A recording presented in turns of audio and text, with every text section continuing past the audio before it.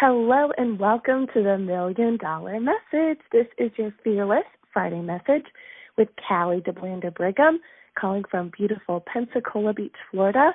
I think I talked and talked and talked and hugged and hugged and hugged, and I have lost my voice just a tiny bit, but we're good. So, wow, what a Ruby seminar we had. It was so awesome. I got to see so many of you and celebrate you, and it was kind of fun. We didn't realize, but we were some record setters. All three of us in the top 3 of unit sales are all daughters of National Sales Directors Emeritus, so Emeriti. So that was really special. Katie Tupin, myself, and Kelly Valerio, now Kelly Filomeno, and we were the first ever, all top 3 daughters. So loved it. It was so special. And I know that the Sapphire Seminar is enjoying their last day today on Friday. Well, last week I talked a little bit about what are you going to start, what are you going to stop, and what are you going to do more of?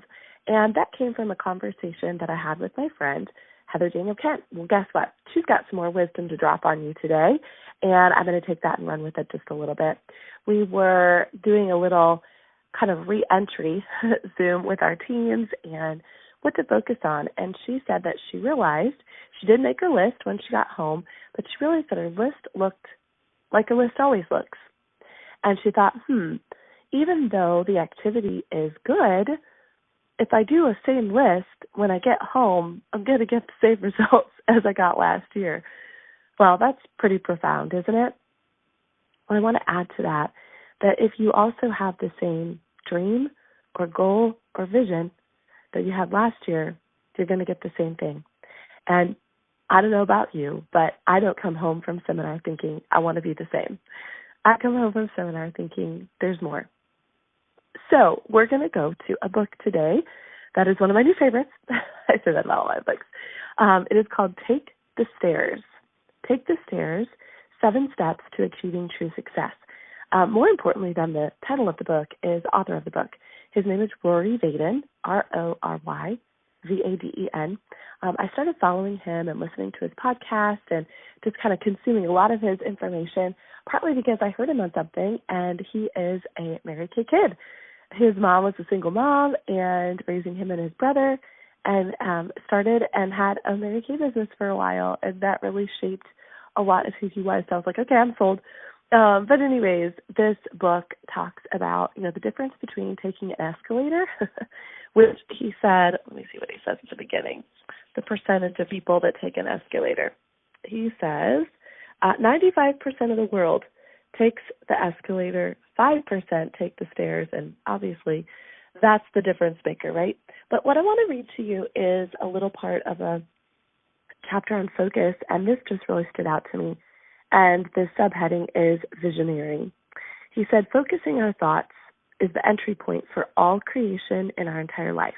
Before we create anything in our physical world, it must first be conceived in our mental world. Some people call it purpose, some call it vision, some call it possibility.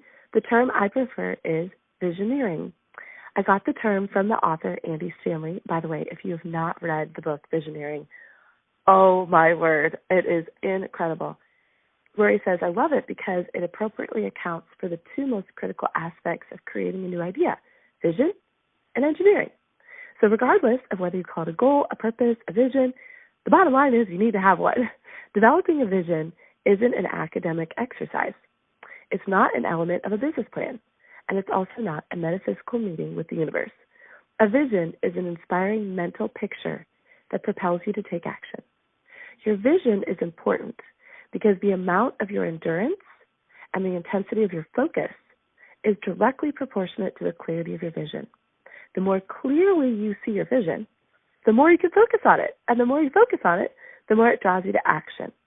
A great vision, I love this thought, is a powerful magnet pulling you into a future of becoming a better you. The power that a clear picture of your desired future has over your life is indescribable.